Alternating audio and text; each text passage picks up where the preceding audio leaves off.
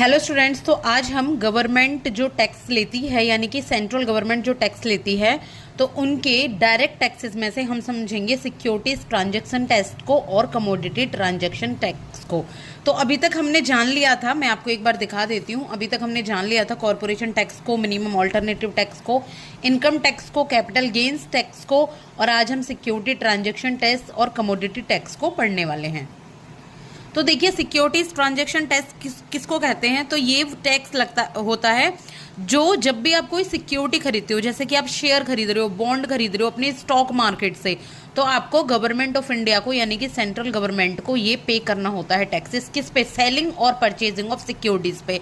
आपने अगर कभी सेलिंग परचेजिंग की होगी, शेयर्स खरीदे हो या बॉन्ड खरीदे हो, तो जब भी आप शेयर्स को बेच रहे होते हो, शेयर्स को खरीद रहे होते हो, तो कुछ परसेंट आपके टैक्स के लगते हैं, ठीक है, जो सीधे गवर्नमेंट को जाते हैं।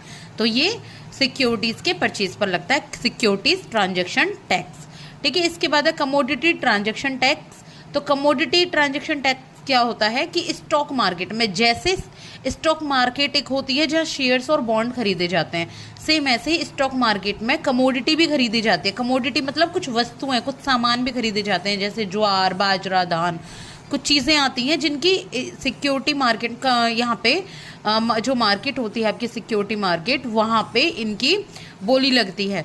तो जैसे एक पर्सन है, ये बाजरा लेकर आया है, ये बेच रहा है स्टॉक मार्केट में, तो ये इसको टैक्स देना है। कुछ लोग हैं, इन्होंने ये खरीदा है, ये बायर हैं, अलग अलग बायर हैं, तो इनको भी टैक्स पे करना है। तो इस तरीके से ये जो टैक्स है ये सेंट्रल गवर्नमेंट के पास जाता है। अब एक टैक्स रह गया है जो कि आपका गूगल इक्वलाइजेशन टैक्स। चलो, तो गूगल इक्वलाइजेशन टैक्स को मैं आपको समझाऊंगी यहाँ पर एक एग्जांपल से। सबसे पहले एक तरीका बता रही हूँ। देखिए, गूगल ट्रांजैक्शन टैक्स वो होते हैं जब भी आप गूगल का पेज ओपन करते होंगे, आप कोई ऐड देखते हो, ऊपर पहले एक ऐड आई हुई होती है, फिर नॉर्मली वेबसाइट आपकी खुलती है, ठीक है। तो क्या होता है कि ये यूएस की कंपनी, एक एडसेंस कंपनी, ठीक है, जो मैनेज करती है ऐड को। किसको मैनेज करती है? मैनेज करती है यहाँ पे ऐड को। इसकी एक ब्रांच है बेंगलोर में, ठीक है, अलग अलग जगह भी ब्रांच हो सकती हैं बेंगलोर में। अब हमारे यहाँ की जो कंपनी है, इंडिया की जो कंपनी है, वो चाहती है कि वो अपनी ऐड दे गूगल में।